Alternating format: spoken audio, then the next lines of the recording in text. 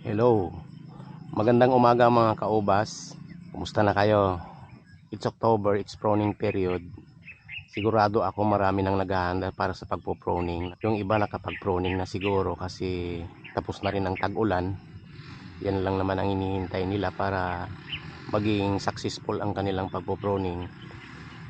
Pero dito sa ating farm, ang first batch na aking pagpo-pruning ay sa November na lang. Kasi medyo late ang development ng ating mga ubas. Palakihin pa natin ng konti ang kanilang mga fruiting cane bago tayo mag-pruning. Yung iba siguro ipopruning ko sa December. Yung mga ibang puno pwede ring ipruning ko sa January.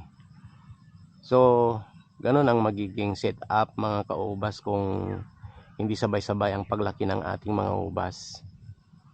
Dito sa farm kasi iba-ibang batch ang ating mga tanim. So, iba-ibang time ang pagpo-pruning natin. Anyway, maganda naman yung ganon para hindi tayo mauubusan ng bunga pag nagbunga na sila. Sunod-sunod na yan. Ang pag-uusapan natin ngayon mga kaubas ay ang mga preparations na pwede natin gawin bago tayo mag-pruning.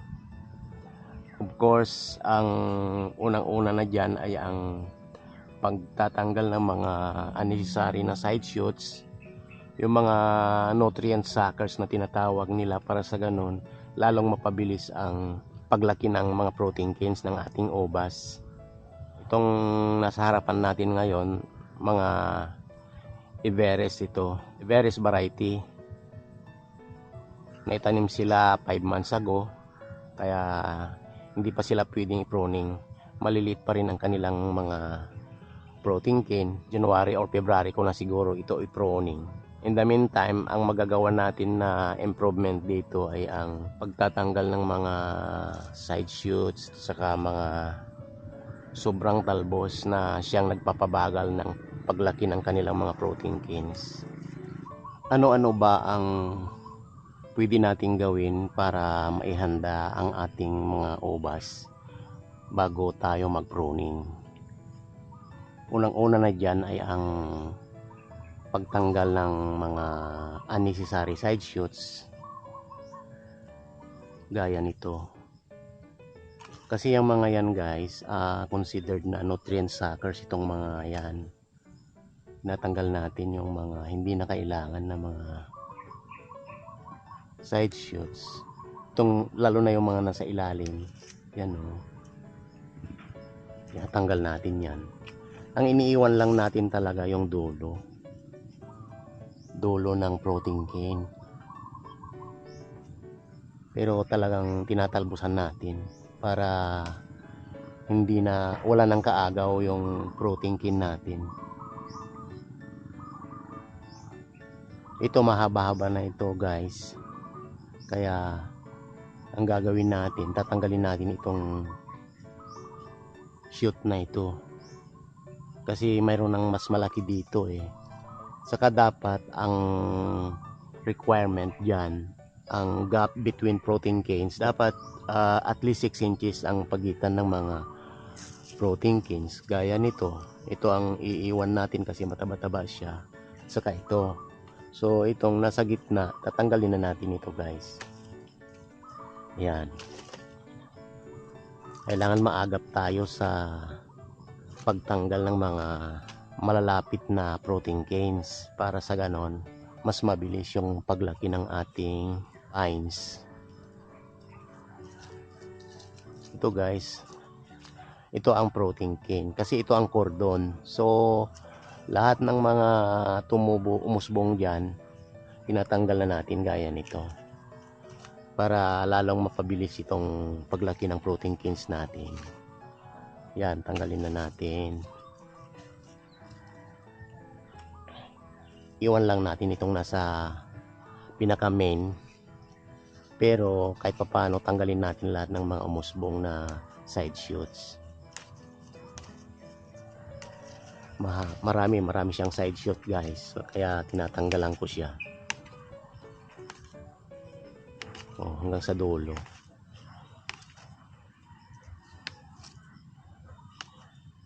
Ang isa pang gagawin natin dito guys para lalong bibilis ang pagtaba ng kanyang protein cane tinatanggalan natin itong pinakatalbos niya sa dulo. Dito na natin puputulin. Ayan. Itong growing tip na tinatawag nila. Para sa ganon, mas mabilis na ang pagtaba ng kanyang protein cane.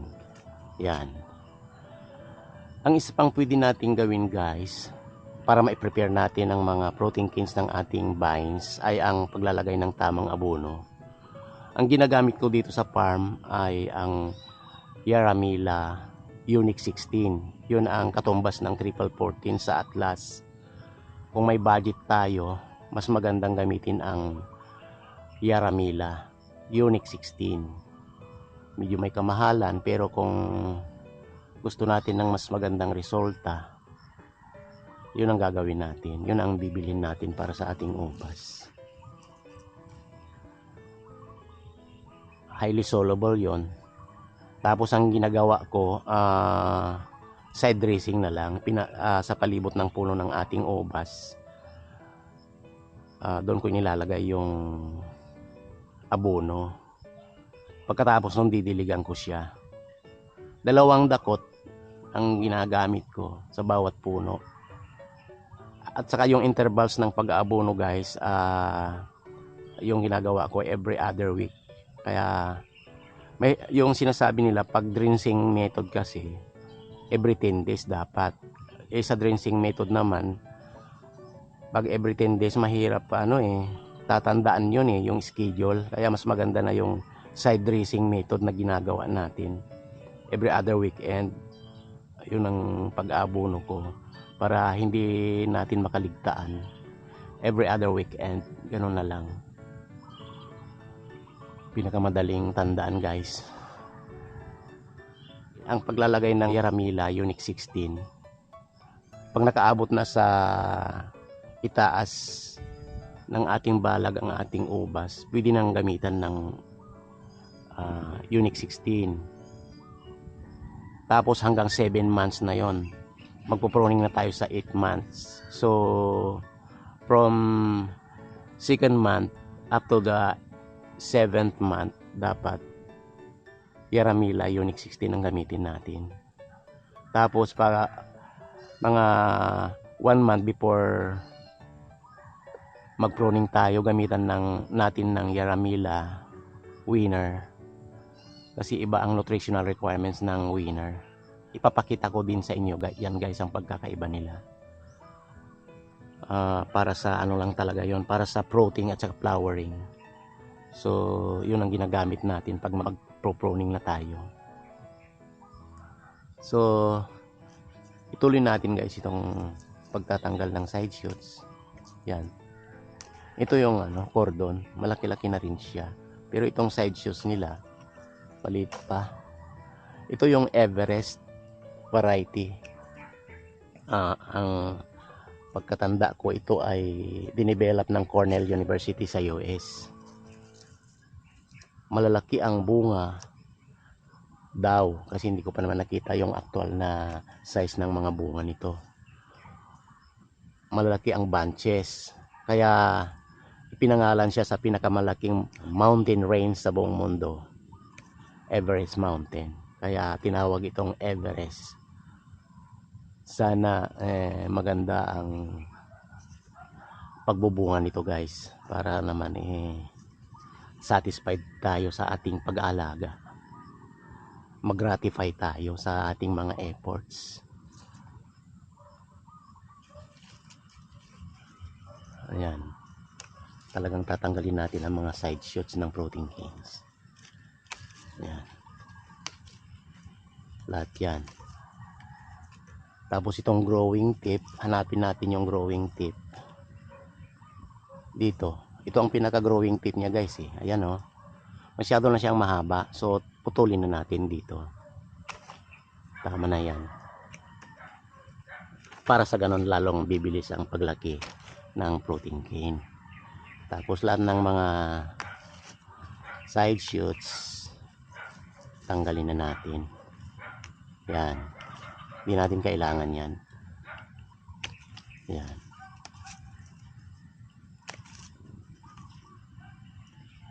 Oops. Yan. Yan, malinis na siya guys. Meron pa pala isa dito. Yun. Ito yung abono natin guys. Yan. Ididimo ko sa inyo ngayon kung paano ako nag-aabono ng aking ubas gamit ang Yaramila Unique 16. Dito ang puno ng ating ubas. So dalawang dakot lang ang gagamitin ko dyan guys. Dalawang dakot nito. Isang dakot ganito. Ilagay lang natin sa paikot nyan guys. Yan. Yung isang dakot dito sa kabila naman. Itong isang dakot sa kabila naman. Ayan. Okay na yan guys. Ganyan ako mag-abono. Siguro mga 150 to 200 grams yan. Yung dalawang dakot na yon. Pagkatapos nyan, didiligan na natin. Ito. Didiligan na natin. Kasi highly soluble yung Yaramila na yan. Madaling matunaw. So, diligan lang natin ng ganyan. Pagkatapos ilagay, matutunaw na yung abono. Yan, idilig na natin lahat para siguradong tunaw yung abono. Yan, masisip-sip na ng ugat ng ating ubas ang nutrisyon na galing sa abono. Hanggang dito na lang muna guys itong vlog natin. Sana may napulot kayong aral dito sa ating video. Sa mga viewers natin na hindi pa nakapag-subscribe, huwag kaligtaang mag-subscribe guys para tuloy-tuloy ang sharing of experiences natin dito sa ating vineyard. This is Onofre Morris of Morris Farms na nag-iwan sa atin lahat ng isang magandang umaga. A blessed Sunday morning to all. Thank you for watching. See you on the next vlog.